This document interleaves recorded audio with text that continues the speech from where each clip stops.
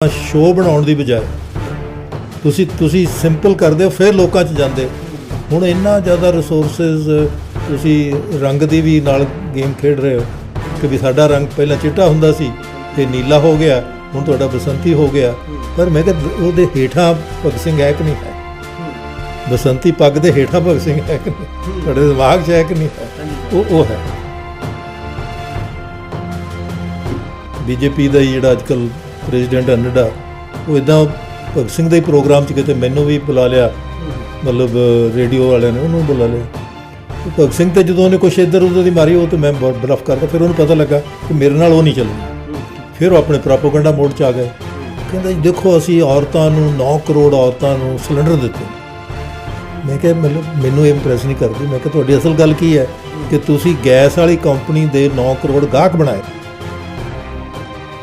ਕਿ ਜਿੱਦਾਂ ਭਗਤ ਸਿੰਘ ਨੂੰ ਆਈਡਲ ਮੰਨ ਰਹੀ ਹੈ ਨਾ ਆਮ ਆਦਮੀ ਪਾਰਟੀ, ਭਗਤ ਸਿੰਘ ਨੂੰ ਉਹ ਅੱਗੇ ਰੱਖ ਕੇ ਸਾਰੀ ਆਪਣੀ ਪੋਲਿਟਿਕਸ ਕਹਿ ਰਹੇ ਸੀ ਕਰਾਂਗੇ। ਕੀ ਲੱਗਦਾ ਕਿ ਨੀਤੀਆਂ ਉਹੀ ਨੇ ਜਿਹੜੀਆਂ ਭਗਤ ਸਿੰਘ ਨੇ ਦਿੱਤੀਆਂ ਕਿ ਮਨੁੱਖ ਤੋਂ ਮਨੁੱਖ ਦੀ ਲੁੱਟ ਖਤਮ ਹੋਵੇ? ਜਿਹੜੀਆਂ ਬਹੁਕੌਮੀ ਕੰਪਨੀਆਂ ਦੇਸ਼ ਦੇ ਵਿੱਚ ਆ ਰਹੀਆਂ ਨੇ, ਕੀ ਲੱਗਦਾ ਕਿ ਉਹਨਾਂ ਨੂੰ ਇਹ ਰੋਕਣ? ਉਹ ਹੁਣ ਇਮਾਨਦਾਰੀ ਦਾ ਟੈਸਟ ਪਹਿਲਾਂ ਹੀ ਆਉਣਾ 31 ਮਾਰਚ ਨੂੰ ਕਿ ਤੁਸੀਂ 7 ਨੁਮਾਇੰਦੇ ਜਿਹੜੇ ਨੇ, ਮਤਲਬ 5 ਨੁਮਾਇੰਦੇ ਤੁਸੀਂ 31 ਮਾਰਚ ਨੂੰ ਰਾਜ ਸਭਾ 'ਚ ਭੇਜਣੇ ਨੇ। ਉਹ ਵਾਕਿਆ ਹੀ ਤੁਹਾਡੇ ਨੁਮਾਇੰਦੇ ਕੌਣ ਨੇ? ਕੀ ਉਹ ਇਸ ਗੱਲ ਨੂੰ ਉੱਥੇ ਡਟ ਕੇ ਕਹਿਣ ਵਾਲੇ ਹੋਣਗੇ?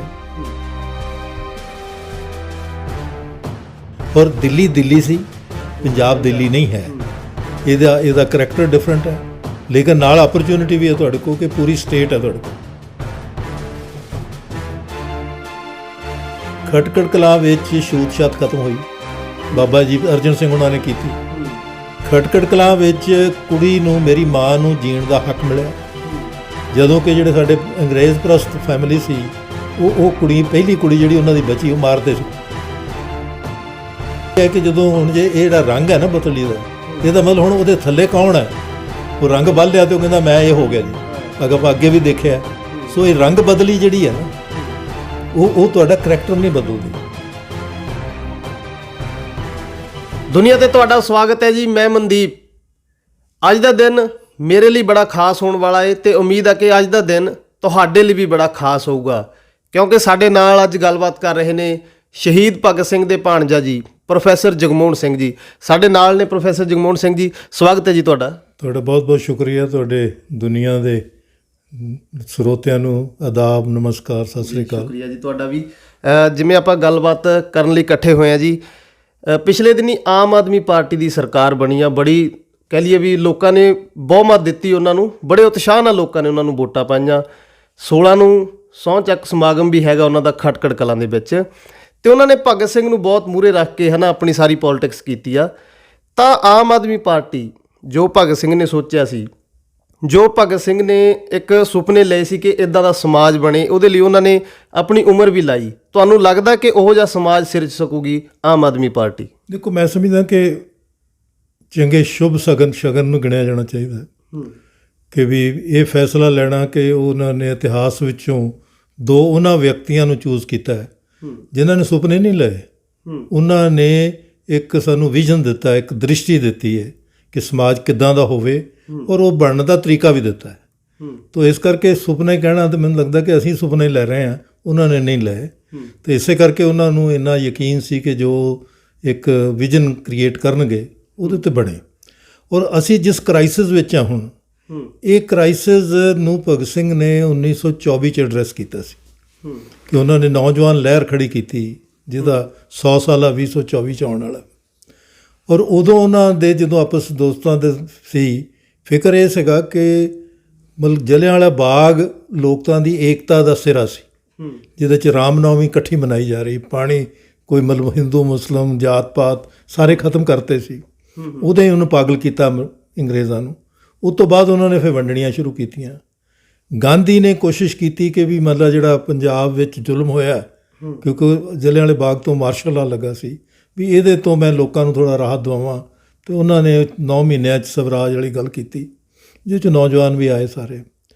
ਤਾਂ ਉਹ ਉਸ ਵੇਲੇ ਮਤਲਬ ਭਗਤ ਸਿੰਘ ਉਹਨਾਂ ਨੇ ਮਤਲਬ ਇਹ ਸੋਚਿਆ ਕਿ ਵੀ ਤੁਸੀਂ ਅਗਲਾ ਪੱਖ ਤਾਂ ਹੋ ਸਕਦਾ ਜੇ ਤੁਸੀਂ ਨੌਜਵਾਨਾਂ ਨੂੰ ਮਤਲਬ ਇੱਕ ਮਤਲਬ ਇਹੋ ਜਿਹੇ ਆਦਰਸ਼ਾਂ 'ਤੇ ਖੜ੍ਹੇ ਕਰ ਲਓ ਵੀ ਫਿਰ ਸਮਾਜ ਨੂੰ ਗਾਂ ਉਹ ਮਤਲਬ ਹਿੱਸੇਦਾਰੀ ਪਾ ਸਕਦੇ ਨੇ। ਅਤੇ ਉਹ ਆਦਰਸ਼ ਕੀ ਸੀਗੇ ਕਿ ਨੌਜਵਾਨਾਂ ਦੇ ਸਮਾਜ 'ਚੋਂ ਚੀਜ਼ਾਂ ਨੂੰ ਕੱਢਣਾ ਬੜਾ ਔਖਾ ਹੈ, ਲੇਕਿਨ ਨੌਜਵਾਨ ਇਹੋ ਜਿਹੀ ਸ਼ਕਤੀ ਹੈ ਜਿਹਦੇ ਵਿੱਚੋਂ ਦਿਮਾਗ ਵਿੱਚੋਂ ਤੁਸੀਂ ਜਿਹੜਾ ਸੰਪਰਦਾਇਕਤਾ ਹੈ, ਧਰਮਾਂ ਦਾ ਵਖਰੇਵਾਂ ਹੈ, ਉਹ ਕੱਢ ਸਕਦੇ ਹੋ, ਜਾਤ ਪਾਤ ਦਾ ਕੱਢ ਸਕਦੇ ਹੋ।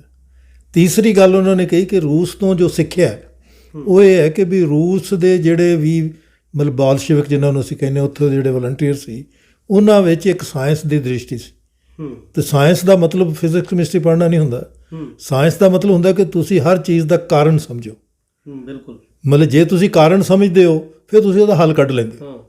ਤਾਂ ਇਹ ਇਸ ਕਰਕੇ ਭਗਤ ਸਿੰਘ ਨੇ ਨੌਜਵਾਨ ਲਹਿਰ ਖੜੀ ਕੀਤੀ ਹੈ, ਔਰ ਜੋ ਅੱਜ ਭਗਤ ਸਿੰਘ ਆਪਣੇ ਕੋਲ ਹੈ ਉਹ ਨੌਜਵਾਨ ਲਹਿਰ ਕਰਕੇ ਹੈ। ਬਿਲਕੁਲ, ਮਤਲਬ ਉਹ ਅਗਰ ਲਿਖਦੇ ਸੀ ਕਿਤੇ ਤੇ ਹਜ਼ਾਰਾਂ ਆਵਾਜ਼ਾਂ ਜਿਹੜੀਆਂ ਨੇ ਉਹ ਸਮਾਜ 'ਚ ਜਾਂਦੀਆਂ ਸੀ।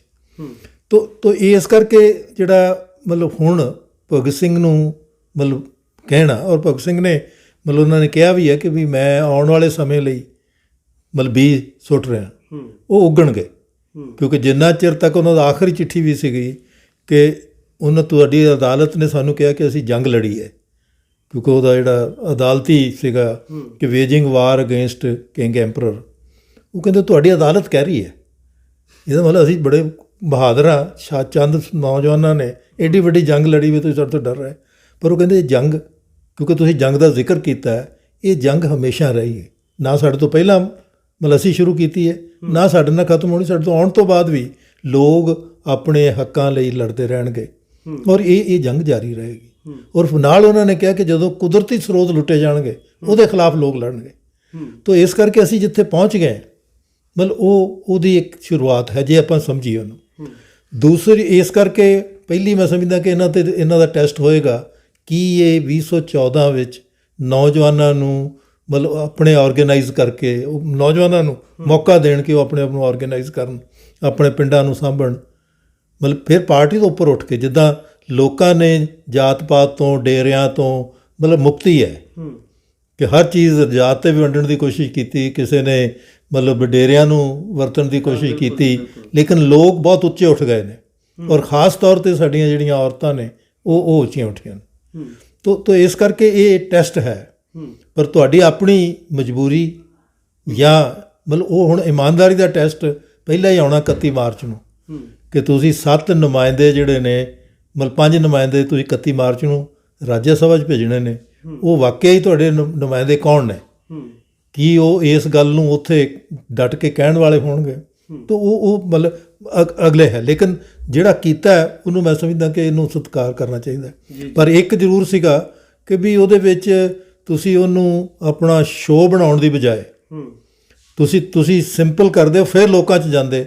ਹੁਣ ਇੰਨਾ ਜ਼ਿਆਦਾ ਰਿਸੋਰਸਿਸ, ਤੁਸੀਂ ਰੰਗ ਦੀ ਵੀ ਨਾਲ ਗੇਮ ਖੇਡ ਰਹੇ ਹੋ ਕਿ ਵੀ ਸਾਡਾ ਰੰਗ ਪਹਿਲਾਂ ਚਿੱਟਾ ਹੁੰਦਾ ਸੀ, ਫਿਰ ਨੀਲਾ ਹੋ ਗਿਆ, ਹੁਣ ਤੁਹਾਡਾ ਬਸੰਤੀ ਹੋ ਗਿਆ। ਪਰ ਮੈਂ ਕਿਹਾ ਉਹਦੇ ਹੇਠਾਂ ਭਗਤ ਸਿੰਘ ਹੈ ਕਿ ਨਹੀਂ ਹੈ? ਬਸੰਤੀ ਪੱਗ ਦੇ ਹੇਠਾਂ ਭਗਤ ਸਿੰਘ ਹੈ ਕਿ ਨਹੀਂ? ਤੁਹਾਡੇ ਦਿਮਾਗ 'ਚ ਹੈ ਕਿ ਨਹੀਂ ਹੈ? ਉਹ ਹੈ। ਦੂਸਰੀ ਜਿਹੜੀ ਸਭ ਤੋਂ ਇੰਪੋਰਟੈਂਟ ਚੀਜ਼ ਹੈ, ਮਤਲਬ ਮੈਂ ਕਿਹਾ ਤੁਸੀਂ ਸੰਵਿਧਾਨ ਨੂੰ ਸਹੁੰ ਖਾਣੀ ਹੈ। ਬਾਬਾ ਸਾਹਿਬ ਅੰਬੇਦਕਰ ਨੇ ਜਿਹੜਾ ਇੱਕ ਬਹੁਤ ਵੱਡਾ ਸਵਾਲ ਉਹ 'ਚ ਛੱਡਿਆ, ਉਹਨੂੰ ਅਸੀਂ ਚੌਥਾ ਚੈਪਟਰ ਕਹਿੰਦੇ ਹਾਂ। ਉਹ ਹੈਗਾ ਕਿ ਰਾਜ ਦੀ ਲੋਕਾਂ ਪ੍ਰਤੀ ਜ਼ਿੰਮੇਵਾਰੀ ਕੀ ਹੋਏਗੀ। ਮਤਲਬ ਹਮੇਸ਼ਾ ਸਾਨੂੰ ਸਾਡੀਆਂ ਡਿਊਟੀਆਂ ਦੱਸਦੇ ਨੇ ਵੀ ਸ਼ਹਿਰੀਆਂ ਨੂੰ ਆਪਣੀ ਡਿਊਟੀ ਦੀ ਗੱਲ ਕਰਨੀ ਚਾਹੀਦੀ, ਮਤਲਬ ਹੱਕ ਨਹੀਂ ਮੰਗਣੇ ਚਾਹੀਦੇ, ਜਦੋਂ ਕਿ ਉਹ ਦੋਨੋਂ ਇੱਕ ਦੂਜੇ ਪੂਰਕ ਨੇ। ਕਿ ਜੇ ਤੁਸੀਂ ਮਤਲਬ ਫੰਡਾਮੈਂਟਲ ਰਾਈਟਸ ਲੈਣੇ ਨੇ ਅਤੇ ਡਿਊਟੀਜ਼ ਵੀ ਉਹਦੇ ਨਾਲ ਜੁੜੀਆਂ ਹੋਈਆਂ। ਪਰ ਇੱਕ ਡਿਊਟੀ ਜਿਹੜੀ ਅੱਜ ਕੱਲ੍ਹ ਭੁੱਲੀ ਗਈ, ਅਸੀਂ ਕਦੇ ਉਹਦਾ ਜ਼ਿਕਰ ਨਹੀਂ ਕੀਤਾ, ਉਹ ਹੈ ਕਿ ਵੀ ਰਾਜ ਦੀ ਲੋਕਾਂ ਪ੍ਰਤੀ ਜ਼ਿੰਮੇਵਾਰੀ ਕੀ ਹੈ, ਕਿ ਉਹ ਕਿਹੋ ਜਿਹੀਆਂ ਨੀਤੀਆਂ ਬਣਾਉਣ ਜਿਹਦੇ ਨਾਲ ਰਾਜ ਜਿਹੜਾ ਉਹ ਲੋਕਾਂ ਦਾ ਵਫਾਦਾਰ, ਲੋਕਾਂ ਦੇ ਮਤਲਬ ਹਿੱਤ ਵਿੱਚ ਹੋ ਸਕੇ। ਉਹ ਤੁਹਾਡੇ ਲਿਖਿਆ ਹੋਇਆ, ਤੁਸੀਂ ਇਹ ਟੈਸਟ ਕਰਕੇ ਔਰ ਉਹਨੂੰ ਚੈਲੰਜ ਕਰੋ। ਉਹਨੂੰ ਕਹਿਤਾ ਹੀ ਨਹੀਂ ਜੇ ਜਦੋਂ ਹੋਊਗਾ ਉਦੋਂ ਕਰਾਂਗੇ। ਪਰ ਮੈਨੂੰ ਨਹੀਂ ਪਤਾ ਕਿ ਕਿੱਥੇ ਇਹ ਲਿਖਿਆ ਸੀ, ਪਰ ਬਾਬਾ ਸਾਹਿਬ ਅੰਬੇਦਕਰ ਨੇ ਜਦੋਂ ਤੁਸੀਂ ਉਹਨਾਂ ਨੂੰ ਆਈਡਲ ਲੈ ਰਹੇ ਹੋ ਅਤੇ ਉਹ ਤੁਹਾਡੇ ਵਾਸਤੇ ਇੱਕ ਬਹੁਤ ਹੀ ਵਧੀਆ ਗੱਲ ਛੱਡ ਗਏ ਨੇ ਕਿ ਵੀ ਤੁਸੀਂ ਡਿਊਟੀ ਕਿੱਦਾਂ ਕਰਨੀ ਹੈ, ਜਿਹਦੇ 'ਚ ਨਾ ਬਰਾਬਰੀ ਹੈ। ਨਾ ਬਰਾਬਰੀ ਖਤਮ ਕਰਨ ਵਾਲੀ ਤੁਹਾਡੀ ਹੋਣੀ ਚਾਹੀਦੀ ਹੈ। ਨੌਜਵਾਨਾਂ ਨੂੰ ਮਤਲਬ ਹੀ ਨਹੀਂ, ਕਿਸਾਨਾਂ ਨੂੰ, ਇਹ ਬਹੁਤ ਪੁਰਾਣੀ ਸਾਡੀ ਜਿਹੜੀ ਆਜ਼ਾਦੀ ਦੀ ਲੜਾਈ ਦਾ ਹਿੱਸਾ ਵੀ ਰਿਹਾ ਕਿ ਕਿਸਾਨਾਂ ਨੂੰ ਤੁਸੀਂ ਉਹਨਾਂ ਦੇ ਹੱਥ 'ਚ ਕਮਾਈ ਦਿਓ। ਜਿੱਦਾਂ ਮੈਂ ਇੱਕ ਵਾਰੀ BJP ਦਾ ਹੀ ਜਿਹੜਾ ਅੱਜ ਕੱਲ੍ਹ ਪ੍ਰੈਜ਼ੀਡੈਂਟ ਨੱਡਾ, ਉਹ ਇੱਦਾਂ ਭਗਤ ਸਿੰਘ ਦੇ ਹੀ ਪ੍ਰੋਗਰਾਮ 'ਚ ਕਿਤੇ ਮੈਨੂੰ ਵੀ ਬੁਲਾ ਲਿਆ, ਮਤਲਬ ਰੇਡੀਓ ਵਾਲਿਆਂ ਨੇ ਉਹਨੂੰ ਵੀ ਬੁਲਾ ਲਿਆ। ਉਹ ਭਗਤ ਸਿੰਘ ਤੇ ਜਦੋਂ ਉਹਨੇ ਕੁਛ ਇੱਧਰ ਉੱਧਰ ਦੀ ਮਾਰੀ, ਉਹ ਤੇ ਮੈਂ ਬਲਫ ਕਰਤਾ। ਫਿਰ ਉਹਨੂੰ ਪਤਾ ਲੱਗਾ ਕਿ ਮੇਰੇ ਨਾਲ ਉਹ ਨਹੀਂ ਚੱਲਣੀ। ਫਿਰ ਉਹ ਆਪਣੇ ਪ੍ਰੋਪੇਗੈਂਡਾ ਮੋਡ 'ਚ ਆ ਗਏ। ਕਹਿੰਦਾ ਜੀ ਦੇਖੋ ਅਸੀਂ ਔਰਤਾਂ ਨੂੰ 9 ਕਰੋੜ ਔਰਤਾਂ ਨੂੰ ਸਿਲੰਡਰ ਦਿੱਤੇ ਨੇ।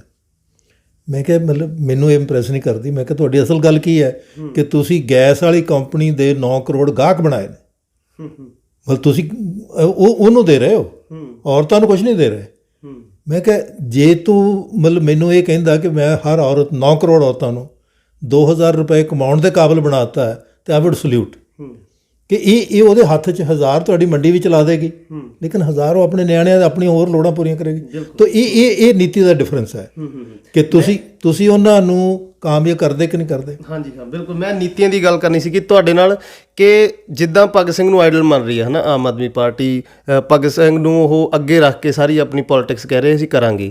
ਕੀ ਲੱਗਦਾ ਕਿ ਨੀਤੀਆਂ ਉਹੀ ਨੇ ਜਿਹੜੀਆਂ ਭਗਤ ਸਿੰਘ ਨੇ ਦਿੱਤੀਆਂ ਕਿ ਮਨੁੱਖ ਤੋਂ ਮਨੁੱਖ ਦੀ ਲੁੱਟ ਖਤਮ ਹੋਵੇ, ਜਿਹੜੀਆਂ ਬਹੁ ਕੌਮੀ ਕੰਪਨੀਆਂ ਦੇਸ਼ ਦੇ ਵਿੱਚ ਆ ਰਹੀਆਂ ਨੇ, ਕੀ ਲੱਗਦਾ ਕਿ ਉਹਨਾਂ ਨੂੰ ਇਹ ਰੋਕਣਗੇ? ਦੇਖੋ ਉਹ ਬੜਾ ਵੱਡਾ ਟੈਸਟ ਹੈ, ਪਰ ਇਹ ਹੈ ਕਿ ਵੀ ਜੇ ਭਗਤ ਸਿੰਘ ਨਾਲ ਗੱਲ ਕਰਾਂਗੇ, ਬਾਬਾ ਸਾਹਿਬ ਅੰਬੇਦਕਰ ਵੀ ਉਹੀ ਕਹਿੰਦੇ ਨੇ। ਐਕਚੁਅਲੀ ਉਹਨਾਂ ਦੀ ਬਹੁਤ ਸਿਮਿਲੈਰਿਟੀ, ਮੈਂ ਸਾਰਾ ਅੰਬੇਦਕਰ ਸਾਹਿਬ ਨੂੰ ਵੀ ਪੜ੍ਹਿਆ ਔਰ ਭਗਤ ਸਿੰਘ ਨੂੰ ਵੀ ਪੜ੍ਹਿਆ।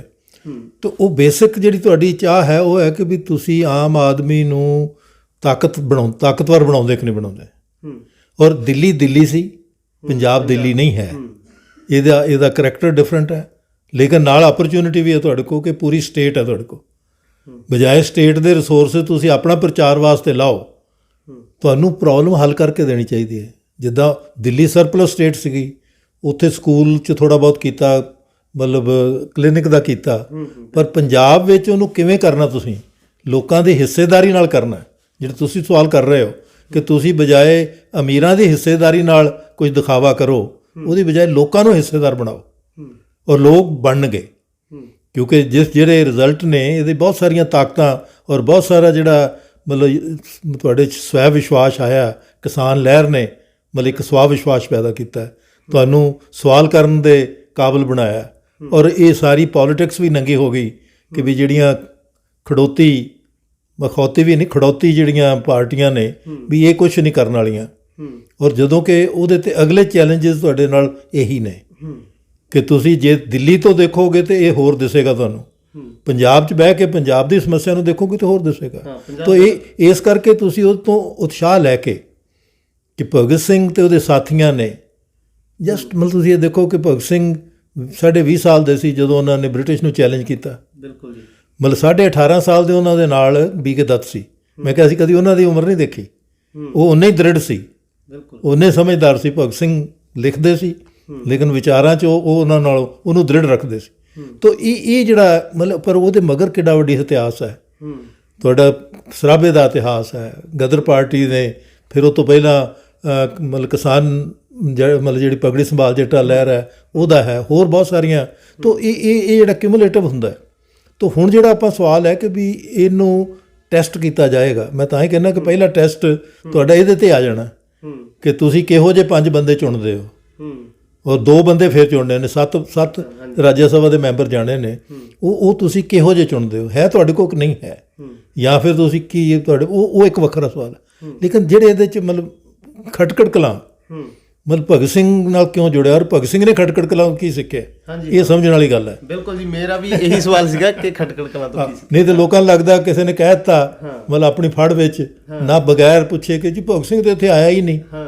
ਮੈਂ ਕਿਹਾ ਆ ਜਿਹੜਾ ਘਰ ਸੰਭਾਲਿਆ ਇਹ ਘਰ ਉਹਨਾਂ ਦੇ ਦਾਦਾ ਜੀ ਨੇ ਬੜੇ ਚਿੰਤਾ ਨਾਲ ਲਿਆ ਸੀ। ਇਹ ਨੰਬਰ 1 ਖਟਕੜ ਕਲਾਂ ਵਿੱਚ ਛੂਤ ਛਾਤ ਖਤਮ ਹੋਈ, ਬਾਬਾ ਜੀ ਅਰਜਨ ਸਿੰਘ ਉਹਨਾਂ ਨੇ ਕੀਤੀ।